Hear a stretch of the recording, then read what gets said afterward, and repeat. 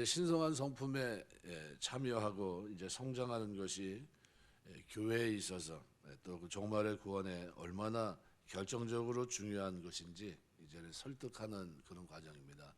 그래서 평행 대구 구조로 돼 있다 전에 말씀드렸고요. 그래서 세상 속의 교회가 신성한 성품, 거룩한 성도로서의 이 성품을 갖추는 일은 너무나 중요한 것이고, 이것을 등한시하고 결국 그 열매가 없는 경우는 어떤 현상이 벌어질까, 결과는 어떠할까 많은 거죠.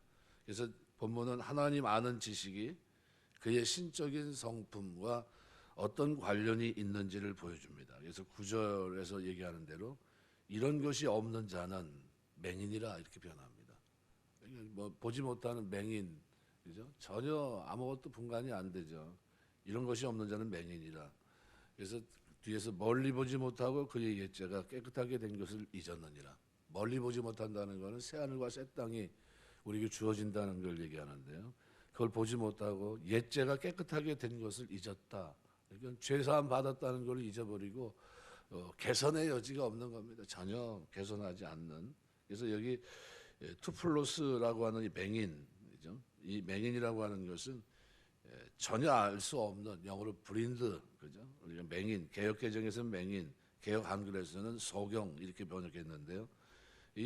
바로 이 뒤에 이 단어를 수식하는 무어파존이라는 단어가 있습니다. 멀리 보지 못하는, 이게 분사이기 때문에 그 의미를 이거다 이렇게 얘기할 수가 없습니다. 무슨 얘기냐면 두 가지 해석이 가능합니다. 뭐냐면 원래부터 보지 못하는 맹인을 가리키는 것인지, 아니면 원래는 봤었는데 시력이 나빠져서 멀리 있는 것을 더 이상 잘 보지 못하는 근시안을 가리키는 것인지, 이것이 불분명하다는 거죠. 그러니까 이것은 베드로가 모르고 쓴 게 아니라 의도적으로 이렇게 썼을 것이다 이렇게 봅니다. 왜냐하면요, 신적 성품에서 활력 있게 성장하고 열매를 맺지 못하는 경우는 그 사람은 원래부터 믿음이 없었던 사람이어서 하나님을 알지 못하고 덕으로, 그죠? 믿음의 덕을, 그죠? 지식을 뭐 이렇게 쭉 성장해 가야 되는데 이것은 그렇게 나가지 못하는 사람일 수 있다는 겁니다. 맹인이기 때문에. 아니면 믿음이 있었지만 게을러서 점점 더 처음 가진 믿음마저도 흔들리고 결국은 그 종말에 보배롭고 지극히 큰 약속을 잊어버리게 되기 때문에 멀리 보지 못하는 이런 경우가 됐다는 거죠. 그러니까 이것은 우리가 뭘 통해서 마치 시험지 이런 문제가 있다고 한다면 잣대는 산상설교입니다. 산상설 예수님께서 열매를 보아 알지니라. 그래서 열매를 보아 나무를 알라고 한 원리 그대로요. 나무가 멀쩡하면 열매를 맺게끔 되어 있습니다. 절로 과실을 맺게끔 되어 있거든요. 마태복음 7장 15에서 20절. 그러니까 정확하게 거짓 교사들에게 적용되는 원리입니다. 거짓 교사들은 새하늘과 새 땅을 바라보지 않아요. 멀리 보지 않습니다. 종말에 관한 지식을 뜻하는 건데요. 종말이 없다고 주장하며 가르쳤습니다. 왜 그랬을까요? 베드로의 대답에 의하면 그들은 이미 신성한 성품에 참여하는 일에 실패했기 때문입니다. 그럴 의사가 없어요. 그러니까 자신이 신적인 성품에서 멀어지고 세상의 더러움, 세상의 썩어짐, 세상의 허무함을 자신을 거기에 모든 것을 채웠던 겁니다. 그 영적 시력이 마땅히 바라봐야 될 새하늘과 새 땅, 소망 가운데 바라봐야 되고 산 소망이 있기면 마땅히 보여야 될 그 소망을 가지고 이 영적 시력이 하나님과 하나님께서 정하신 종말을 잊게 된 것이라고 할 수 있습니다. 더 이상 멀리 있는 것, 장차 오고 있는 확실한 종말과 이 심판, 새하늘과 새 땅이 전혀 보이지 않게 된 겁니다.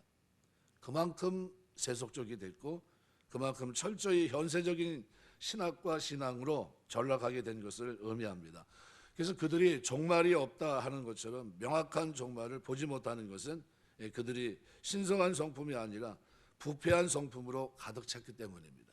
아직도 세상 거에 옛죄를 깨끗하게 하신 것을 잊어버린 겁니다. 처음부터 하나님을 믿고 알았는지조차 의심하게 할 만큼 뚜렷한 증거가 바로 그 삶입니다. 그들의 거짓 주장과 특히 부패한 성품이라고 하는 이 열매는 그들이 갖고 있는, 그리고 갖고 있다고 주장하는 그 믿음의 실상이 원래부터 유다서 12절에 기록한 대로 뿌리째 뽑힌 가을나무, 그죠? 뿌리째 뽑힌 가을나무는 열매가 맺힙니까? 열매가 없겠죠. 바로 그것을 증거하는 셈입니다. 그러니까 신성한 성품은 하나님을 아는 지식과 서로 뗄 수 없는 관계에 있는 겁니다. 내가 하나님을 안다는 것은, 그죠? 그래서 그 안다고 하는 것을 제가 베드로 후서에서 안다고 하는 이 단어가 굉장히 중요한데, 그냥 지식적으로 아는 기노스코가 아니라 에피기노스코라는 단어는 다르다 그랬습니다. 그죠? 깊이 있게 아는 거예요. 하나님을 제대로 체험하고 알고 말씀 속에서 알고 그런 거거든요. 그러니까 하나님을 아는 이 지식이 그의 신적 성품으로 나타났다고 하는 사실은 베드로가 강조하고 있는 아주 강조점입니다. 이건 내가 하나님을 안다면 그것은 어떻게 해요? 이 열매 있는 삶으로 나아가게끔 되어 있다는 겁니다. 그것은 또한 거짓 교사들의 거짓 가르침을 폭로하고 공략하는 결정적인 무기이기도 합니다. 저 사람들은 왜 저렇게 살지? 하늘에 대한 소망을 왜 가지고 살고 있지 않지? 이렇게 되는 거죠. 그러니까 거짓 교사들의 부패한 이 성품은 그들이 고백하고 있는 믿음에서부터 전혀 발전이 없습니다. 덕이나 지식이나 절제나 인내나 경건이나 형제 우애나 사랑으로 더하는 나아가는 이 성장, 진보 이런 열매가 없었다고 하는 것을 이것을 증명하는 어떻게 하면 부인할 수 없는 증거를 그들이 가지고 있다는 거죠. 그러므로 믿음을 통해 하나님을 알아가는 지식을 따라서 그 성도 안에 생겨나는 성장하는 이 신성한 성품은 그의 영적 지식과 더욱더 깊은 관계를 맺게 되어 있습니다. 무슨 말이냐면 9절에 보시면 이렇게 표현합니다. 이런 것이 없는 자는 맹인이라. 멀리 보지 못하고 그의 옛죄가 깨끗하게 된 것을 잊어버렸느니라. 이 참 여기서 참 감사한 건요. 여기 옛죄를 깨끗하게 하신 것 멀리 보지 못할 뿐만 아니라 이미 과거에 확실히 이루어진 옛죄를 깨끗하게 하신 것을 어떻게 해요? 잊어버리게 된다. 그러니까 하나님께서 행하시는 구속의 역사 속에서 종말에 행하실 구원의 사건뿐만 아니라 이미 과거에 행하신 구원의 사건에 대해서도 점점 희미해지고 있다는 거예요. 그러니까 신성한 성품에서 성장하는 대신에 세상에 더럽고 썩어지고 허무한 일에 참여하고 스스로 그런 부패한 성품 속에 빠져들면서 동시에 계속해서 죄사함의 구원의 효력을 누리거나 혹은 종말의 약속을 자신 속에서 살아있는 소망으로 누리는 일이 불가능하게 됐다는 겁니다. 그러니까 이 신성한 성품과 하나님을 아는 지식은 서로 연결되어 있고 비례하기 때문에 이 둘은 떼어서 생각할 수 없습니다. 그래서 이게 5절에서 7절이 뭐랬습니까? 권면, 그리고 8절 9절이 권면에 대한 이유입니다. 왜 이것이 필요한지 권면했는지를 설명하는 거거든요. 그래서 여기서 흥미로운 것은 뭐냐면요, 베드로가 옛죄를 깨끗하게 하심을 취소했다 얘기하지 않습니다. 취소는 뭡니까? 없었던 일로 치는 거거든요. 그렇게 얘기하지 않아요. 옛죄를 깨끗하게 하심을 잊게 되었다는 겁니다. 레텐이라는 단어를 썼는데요, 신적 성품의 성장에서 실패했기 때문에 그 결과로 하나님께서 그를 부르심, 택하심을 취소했다, 이런 식의 논조가 아닙니다. 취소한 게 아니에요. 이건 뭡니까?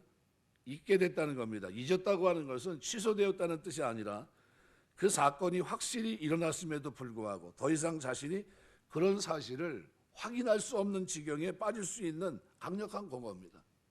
있는데 있는 사실을 분명히 어떻게 해요? 알고 있어야 되는데 그걸 깨닫지 못하고 있는 거예요. 이 본문의 강조점은요, 하나님의 부르심과 택하심은 변개 가능성, 이걸 말하고 있지는 않습니다. 우리가 쉽게 말하면 예수 믿고 구원받으면요, 하나님 부르심 택하심은 후회하심이 없습니다. 그럼 우리의 구원은 완벽해요. 하나님이 왜 피로 값주고 사셨기 때문에 부르심 자체가 엄청난 거거든요. 그러면 그 부르심과 택하심은 흔들림이 없습니다. 그럼 누가 문제입니까? 이 부르심과 택하심 받은 사람들이 이제 어떻게 해요?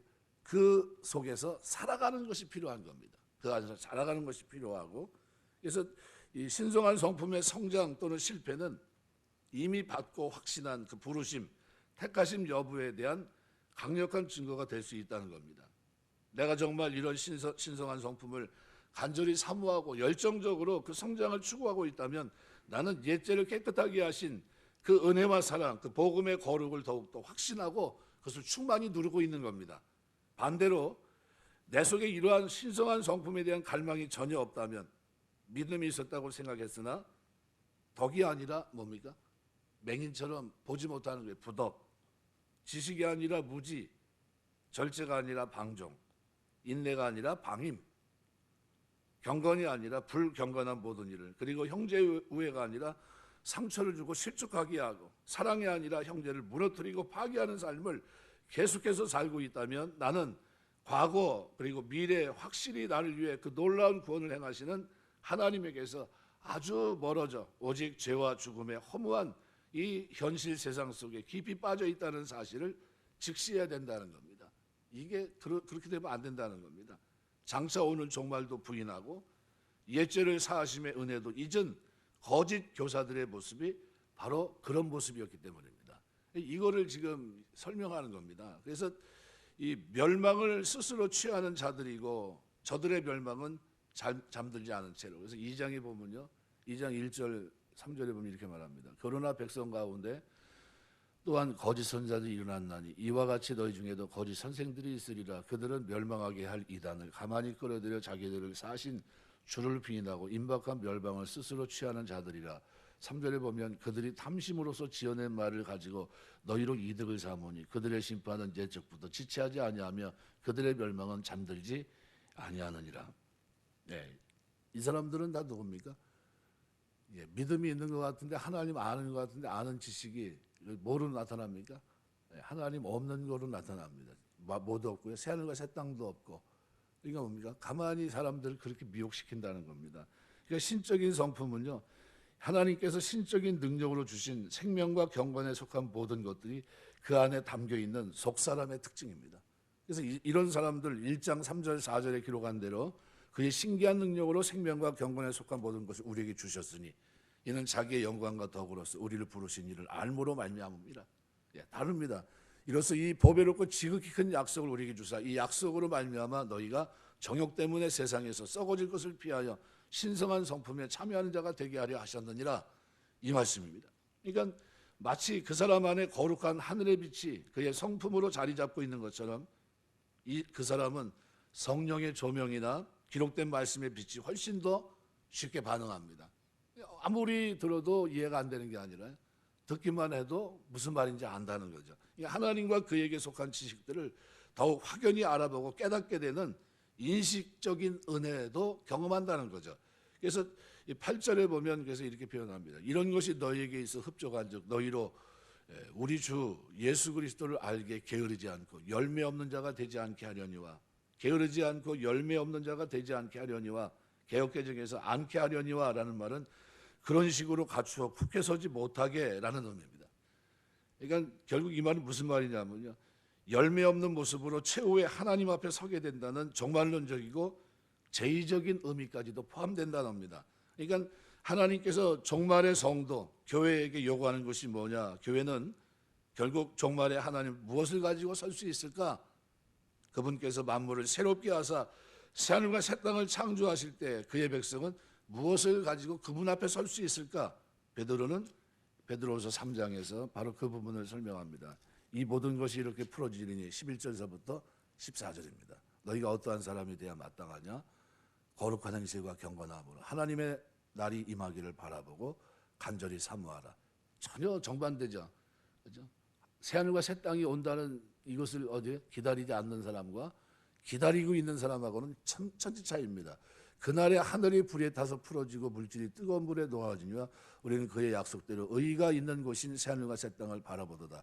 그러므로 사랑하는 자들아 너희가 이것을 바라보나니 주 앞에서 점도 없고 흠도 없이 평강 가운데서 뭐 하기를 힘쓰라고요? 나타나기를 힘쓰라.